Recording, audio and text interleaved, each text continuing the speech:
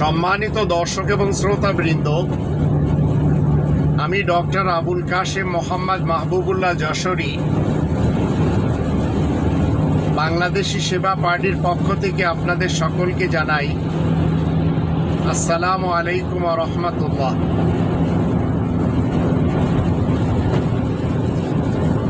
কিছুদিন পূর্বে আমরা ফেসবুকে একটি বোনের আর্তনাদ শুনেছিলাম।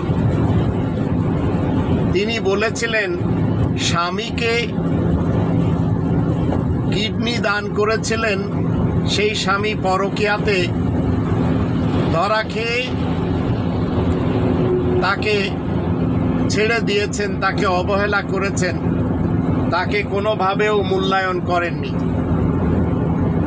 কিন্তু এই ঘটনার এখন সত্য যেটি সেটি আবার ফাঁস হয়ে গেল। এতদিন আমাদেরকে শোনানো হলো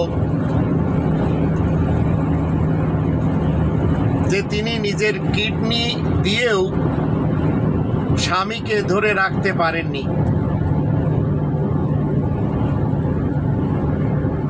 তো আবারও এই বাঙালি যে আবেগ প্রকাশ করতে পারে,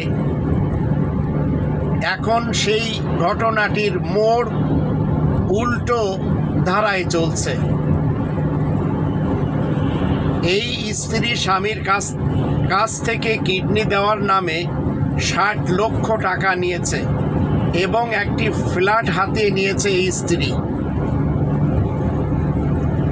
স্বামীর পরকীয়ার যে নাটক করেছিল এটি মূলত স্ত্রীর পরকীয়া, আমরা এখন জানতে পারছি।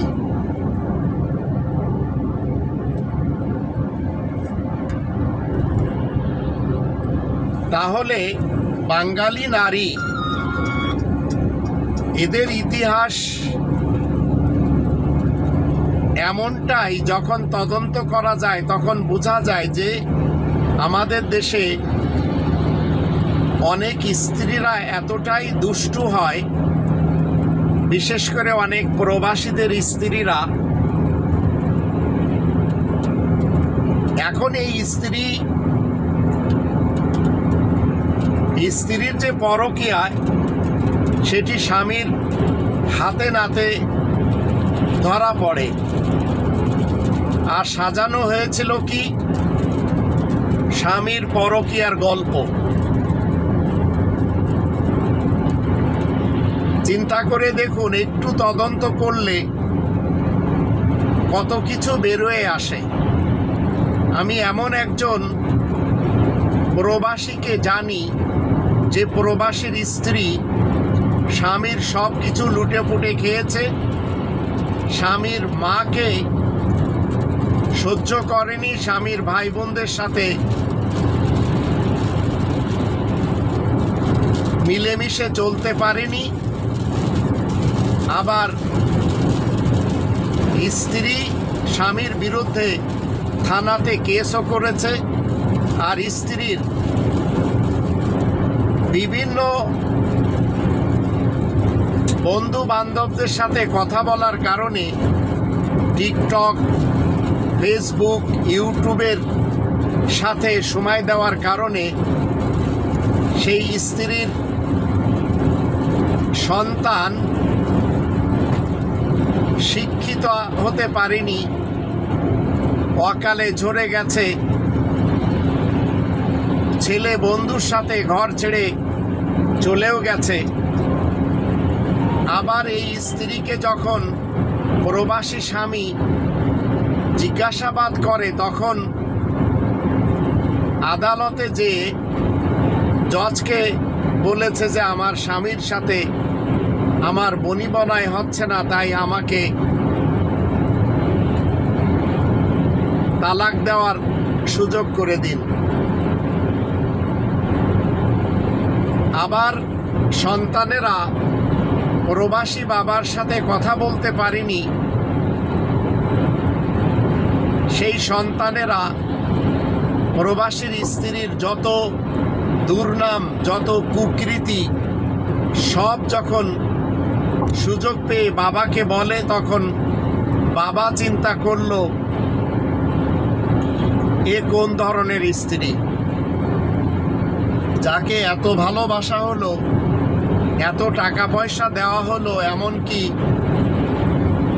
সেই প্রবাসী তার স্ত্রীকে ভালোবাসতে যে 50 লক্ষ টাকার বাড়িও করে দিয়েছে। আর সেই বাড়ি স্বামীর এলাকাতে থাকার কারণে সেই স্ত্রী যখন বুঝতে পারলো যে এখানে থেকে মুখ দেখানো যাবে না, তখন সে বাবার বাড়ির দিকে চলে এসেছে। এই ধরনের ঘটনা আমাদের বাংলাদেশে একের পর এক এই কুচক্রী স্ত্রীরা করেই চলেছে। আর প্রবাসীরা তাদের মাথার ঘাম পায়ে ফেলিয়ে না পারছে সন্তানদের মানুষ করতে, আর না পারছে এই স্ত্রীদের সাথে ভালোভাবে সংসার করতে।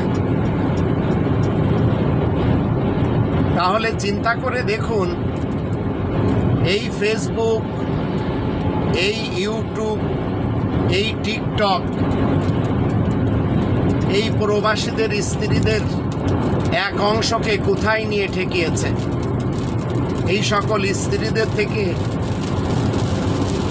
প্রবাসী স্বামী ভাইদেরকে আল্লাহ নাজাত দিন, নইলে এই স্বামীরা কোনোভাবেও এই স্ত্রীদের থেকে সুখ কি জিনিস সেটা আর পাবে না। আল্লাহ আমাদের সকলকে অন্তত বুঝার তৌফিক দান করুন। যখন আমরা দেখতে পাব এই স্ত্রীরা শুধু স্বামীদের টাকা চায়, তখন আস্তে আস্তে এই স্বামীদের উচিত হবে স্ত্রীদের থেকে পৃথক হয়ে যাওয়া।